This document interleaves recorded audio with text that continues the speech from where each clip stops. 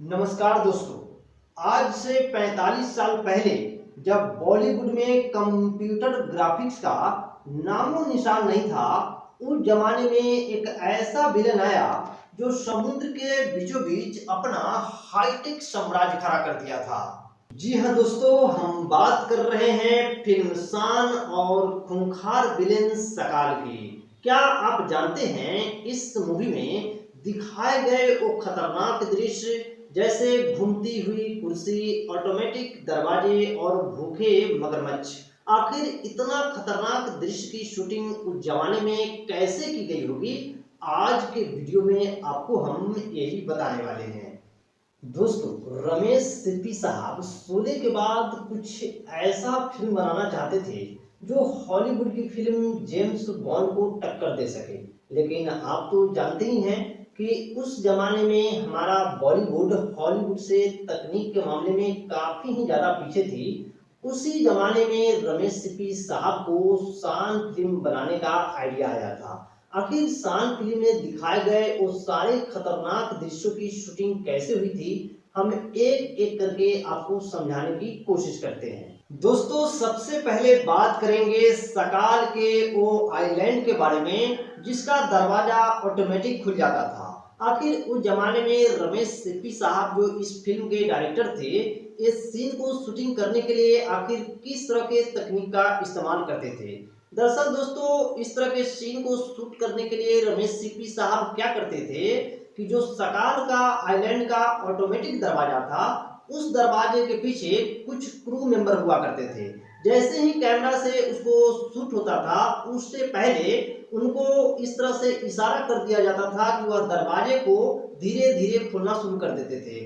बाद में एडिटिंग करके इस सीन को ऐसे तैयार कराया जाता था जैसे देखने वालों को लगता था कि ये सारे काम मशीन द्वारा किया जा रहा है। अब दोस्तों, बात करेंगे इस मूवी के ओ सीन के बारे में जिस सीन को देखकर आज भी हमें और आपके होश उड़ जाते हैं। जी हाँ, हम बात कर रहे हैं सकाल के मगरमच्छ वाले टैंक। आखिर इसकी शूटिंग उस जमाने में रमेश सिप्पी साहब बगैर तकनीक के कैसे किए गए होंगे।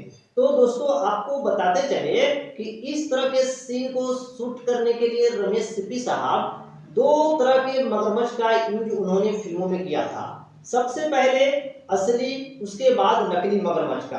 अब आप सोच रहे होंगे कि भैया असली और नकली मगरमच्छ का यूज क्यों किए थे। तो दोस्तों, जब भी रमेश सिप्पी साहब को इस मूवी में मगरमच्छ का क्लोजअप वाला शॉट लेना पड़ता था, तो उसके लिए मद्रास क्रोकोडाइल बैंक से एक मगरमच्छ मंगवाए गए थे। उसी मगरमच्छ का शॉट लिया जाता था जो बिल्कुल असली था।